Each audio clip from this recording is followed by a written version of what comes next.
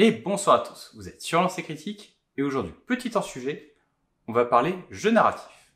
Vous en doutez peut-être, avec une chaîne qui contient presque 50% de vidéos sur le jeu de rôle, l'aspect narratif et raconter une histoire a pas mal d'importance pour moi. Car basiquement, jouer narratif, c'est ça.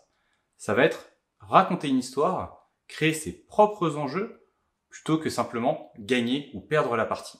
Pensez à tous ces grands récits de héros qui ont combattu l'adversité et qui ont réussi à s'en sortir à la dernière minute, ou au contraire à tous ces grands méchants qui ont péché par orgueil et qui ont vu tous leurs espoirs s'effondrer car ils ont un petit peu trop traîné. Jouer narratif peut faire varier votre expérience de jeu, car vous allez peut-être rajouter vos propres objectifs, comme il faut absolument que ce personnage tue le leader adverse, alors que cela n'apporte rien d'autre que de la satisfaction personnelle. Cela permet également de faire des scénarios personnalisés, créer des challenges, refaire des batailles épiques, bref, sortir du cadre de jeu traditionnel, avec des listes en points, des objectifs tirés aléatoirement, et ce genre de choses, pour essayer de vraiment raconter une histoire. Et Warcry est très bien pour ça.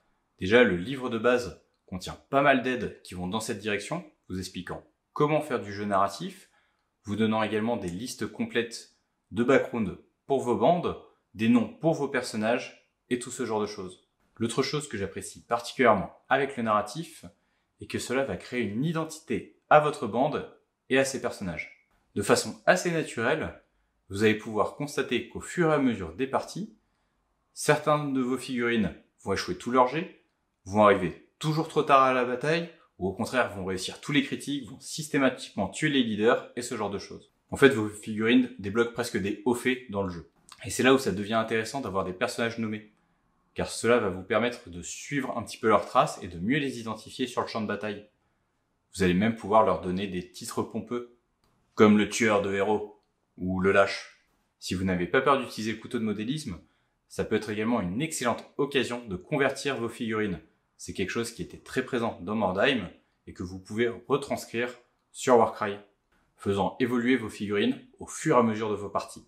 Bien sûr, c'est également une très bonne occasion de créer un thème fort pour votre bande et de lui créer sa propre histoire. Et lorsque vous arrivez à la table de jeu, racontez les grandes lignes de votre bande et ses hauts faits d'armes, et ben ça en jette.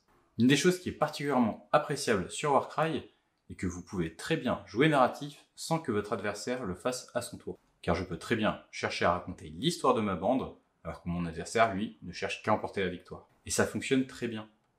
Mais je ne peux que trop vous conseiller de vous essayer à mettre une petite touche narrative sur vos parties. La meilleure façon pour commencer est déjà de donner un nom à toutes vos figurines et de regarder ce qu'ils vont faire au fur et à mesure des parties.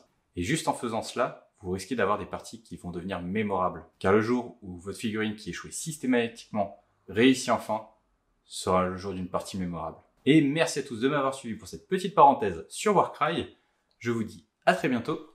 Tout sweet!